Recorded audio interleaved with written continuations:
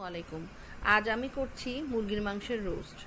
বিয়ে বাড়িতে নানা রকম মশলা দিয়ে এই রোস্টটা তৈরি করা হয়। আমি কিন্তু ঘরে যা ছিল তাই দিয়ে চেষ্টা করেছি। আপনারা প্লিজ রান্না করে দেখবেন, স্বাদ অনেক ভালো হয়। চলুন এবার শুরু করি। একটি প্যানে তেল গরম করে নেই। এখানে আমি বেরেস্তার জন্য কিছু পেঁয়াজ ভাজছি। পেঁয়াজটা একটু লবণ দিয়ে মেখে আমি তেলে দিয়ে দিচ্ছি।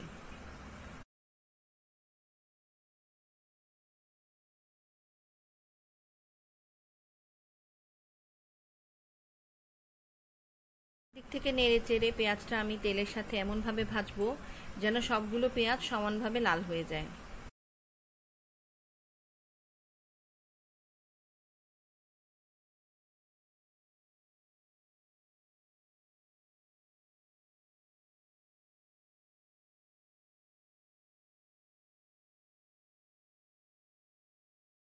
পেঁয়াজটা লাল হয়ে গেছে। এবার আমি তেল থেকে পেঁয়াজগুলো উঠিয়ে একটি প্লেটে নিয়ে খোলা হাওয়ায় রেখে দিচ্ছি। খোলা হাওয়ায় রাখলে পেঁয়াজগুলো মচমচে থাকবে, ঢাকা দিয়ে রাখলে নরম হয়ে যায়।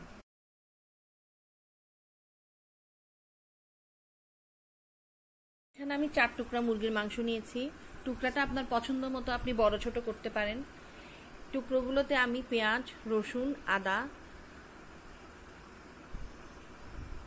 আর 1 কাপের মতো টক দই দিয়ে মাখিয়ে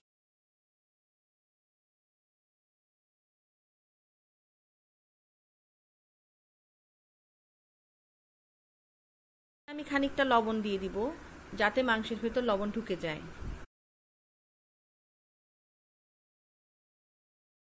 এভাবে আধা ঘন্টা রেখে দেই।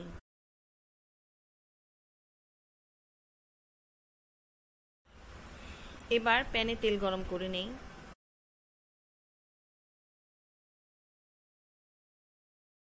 তেল গরম হলে আমি একটা একটা করে মাংস তেলের উপর বিছিয়ে দিচ্ছি। উল্টে পাল্টে মাংসগুলো লাল করে ভেজে নেব।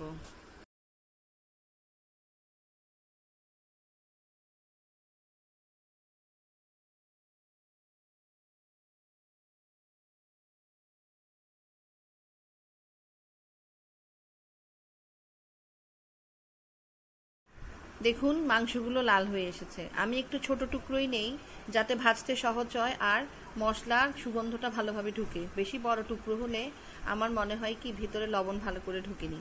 আপনি চাইলে মাংসের পিস বড় নিতে পারবেন। মাংসগুলো লাল হয়ে গেছে। এবার আমি একটি প্লেটে এগুলো তুলে নিচ্ছি।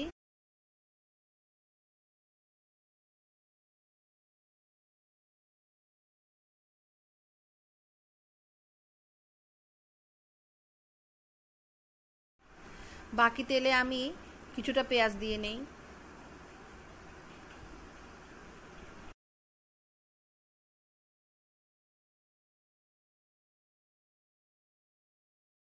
পেঁয়াজটা বেরেস্তার মতো বেশি লাল করব না, কিন্তু গোল্ডেন করে নিব।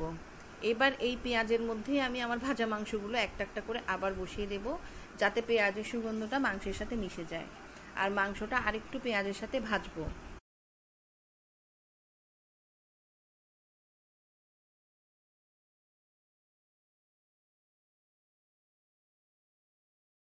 মাংস তুলে নেওয়ার পর যে বাকি ম্যারিনেট করার মশলাগুলো ছিল সেখানে আমি আরও খানিকটা দই দিয়ে এবার সেখানে জর্দা রং মিশিয়ে দিচ্ছি।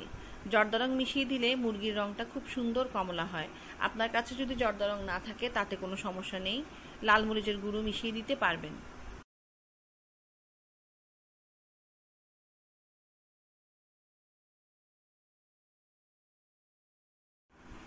এবার আমি অ্যাড করছি 2 টেবিল চামচের মতো টমেটো সস অথবা কেচাপ।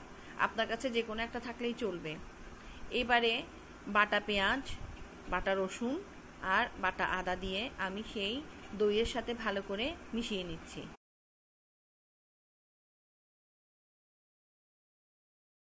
আমি এখানে টমেটো সস দিয়েছি তাই আলাদা করে আর কোনো চিনি দিচ্ছি না। কিন্তু যদি আপনি টমেটো সস দিতে না পারেন তাহলে অবশ্যই আপনাকে খেয়াল রাখতে হবে 1 চামচ পরিমাণ চিনি দিতে হবে। এরপর এখানে আমি দিয়ে দিচ্ছি জিরার গুঁড়ো।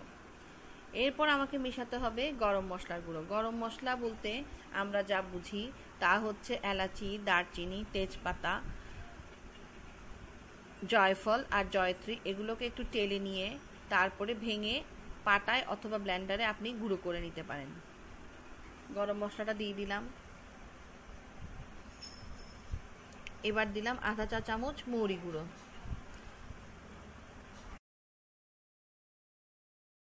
মাংসটা পেঁয়াজের সাথে ভেজে লাল হয়ে এসেছে।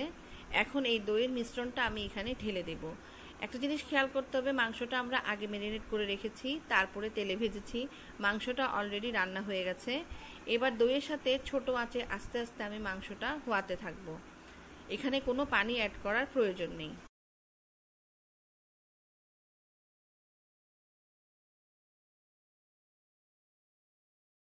এবারে আবারও খানিকটা গরম মশলা অ্যাড করে দিচ্ছি। গরম মশলা বলতে আমি আবারও বলছি, দারচিনি, এলাচি, জয়ফল, জয়ত্রী আর তেজপাতাকে আমি তেলে নিয়ে ব্লেন্ডারে গুঁড়ো করে নিয়েছি।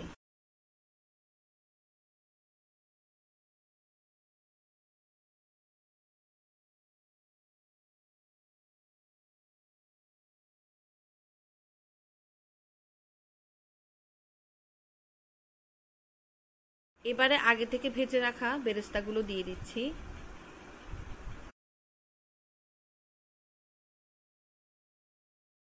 একটা তেজপাতা, কয়েক টুকরা কাঁচামরিচ ফালি,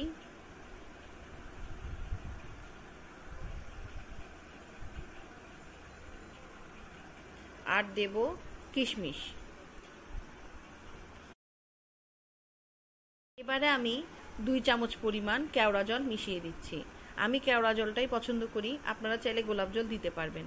এইভাবে ঝোল শুকিয়ে আসা পর্যন্ত আস্তে আস্তে ছোট জালে আমি নেড়ে নেড়ে মাংসগুলো কষিয়ে নেব।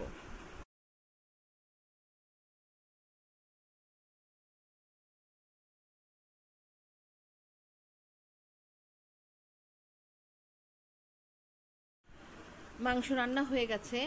মাংসের খুব সুন্দর একটা রং এসেছে, তেলও ছাড়িয়ে গেছে মশলা থেকে। এবার এটা রেডি। আপনি বাসায় এই রান্নাটি ট্রাই করতে পারেন। আপনি দেখবেন রান্নাটি খুবই সুস্বাদু হয়।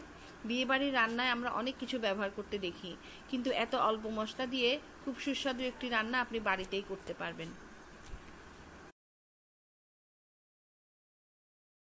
আমার এই রান্নাটি যদি আপনাদের ভালো লাগে, আমাকে লাইক ও সাবস্ক্রাইব করুন, আমাকে উৎসাহিত করুন। এই রেসিপি ধৈর্য ধরে দেখার জন্য আপনাদের সবাইকে অনেক ধন্যবাদ।